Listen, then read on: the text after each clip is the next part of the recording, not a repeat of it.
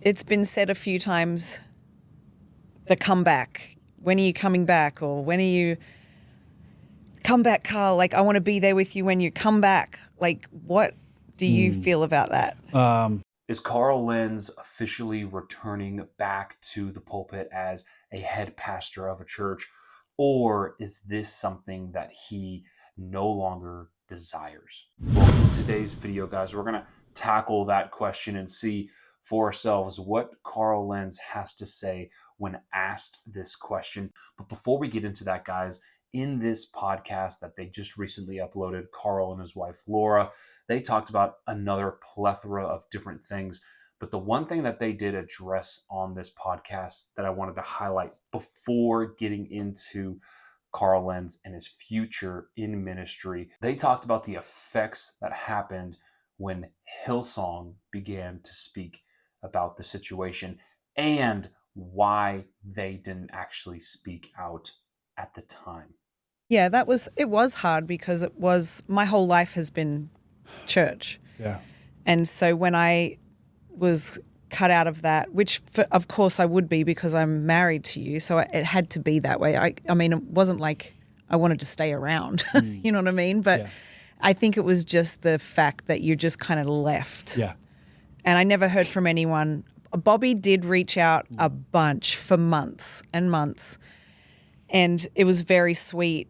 But I just, because of what was happening in the media, I found it really hard to try and text back because I was like, this is so, it felt fake to me because of all the shit that they were saying, and my kids having to every time something came up, it was another wave for me of just getting hit by betrayal, hit by this anxiety that I just wanted it to go away. Like, we weren't saying anything. Why is anyone else saying anything? Like, it was just so hard for me. If you don't know the situation, guys, when this all kind of fell out of control and Carl was no longer the head pastor of Hillsong, Bobby and Brian and others in Hillsong began to kind of speak against Carl and his wife, specifically Carl and their kids and different things. And it really just became really messy.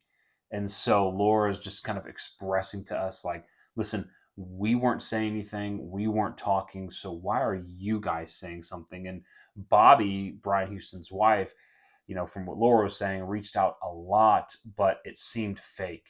And so she just genuinely didn't have a desire to respond to her.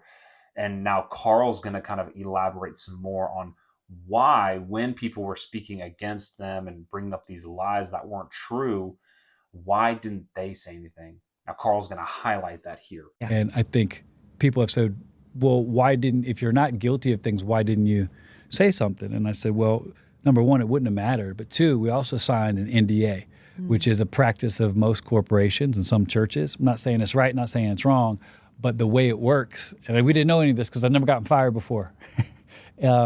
We were told we had to sign this NDA in order to get half of a severance payment for like a year's salary, and you have no money. We were scrambling, didn't know what was going on, and it was not a lot of money, but if I didn't sign it, I couldn't have got anything.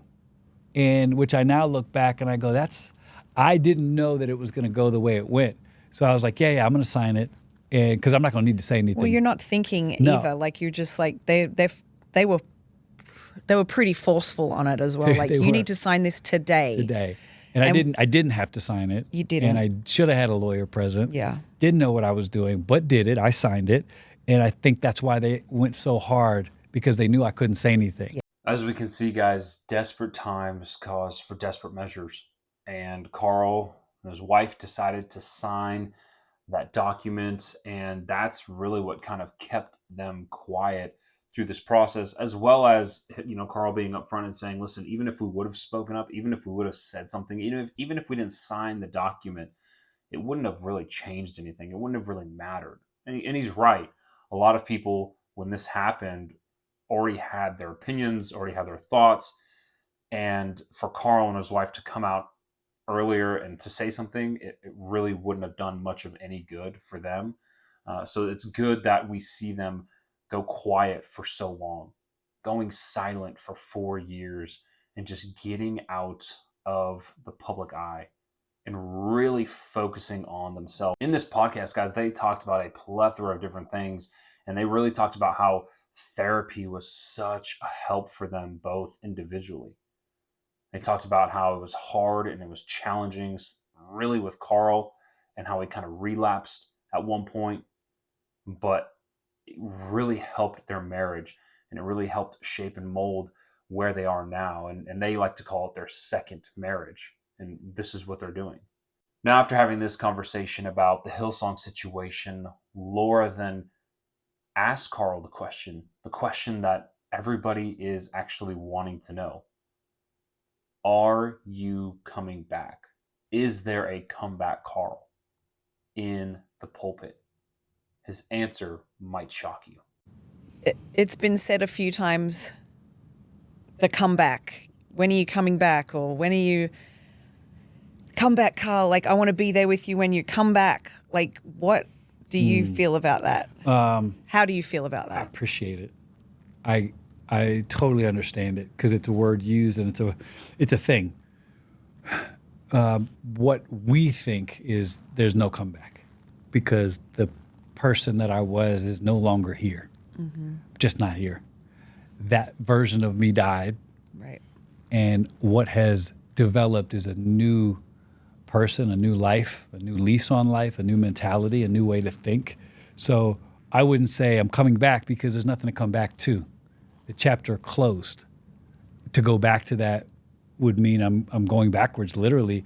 I don't want to come back to that life. I don't want to go back to that church circle. I don't want to go back to that way of thinking. I don't want to go back to any of it. As we can see, guys, that chapter is officially closed. Carl has no desire to go back to that lifestyle. He has zero desire to step back into the pulpit. It's a very common thing for a pastor to fall and then get back up and start a new ministry somewhere else or continue in the same ministry, etc. But Carl Lentz does not want to do that. That is not what he wants to do. In fact, he goes on and says this. I feel like for us, it's a new chapter. If anything, it's a rebirth. I mean, we started our second marriage. There are other things that we've decided to look at like that. We're in the second half of life. And so, no, if people are like, are you coming back?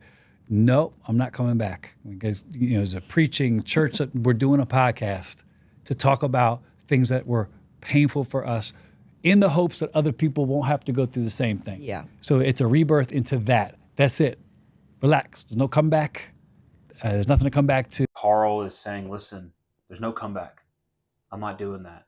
I am doing a podcast with my wife, and we're going to use the situation that happened, the darkness that came over our marriage because of my issues, my sins. We're going to use that and help people avoid what we went through. It's ringing what we see in Galatians chapter 50, verse 20, where it says, but as for you, you meant evil against me. God meant it for good in order to bring it about as it is this day to save many alive. As what was meant for evil, God is using it for his good and his glory. So let's rejoice and be glad to see how the Lord is using what Carl and his wife went through, what Carl put his family through, for his glory. And let's really pray that this would bring about so much fruit for others. Real quick, guys, if you enjoyed this video, consider subscribing to the BTteam Ministry YouTube channel, as well as drop a like and leave a comment down below. I would love to hear from you, have some conversations about this. And if you enjoyed this video, you might like this one over here.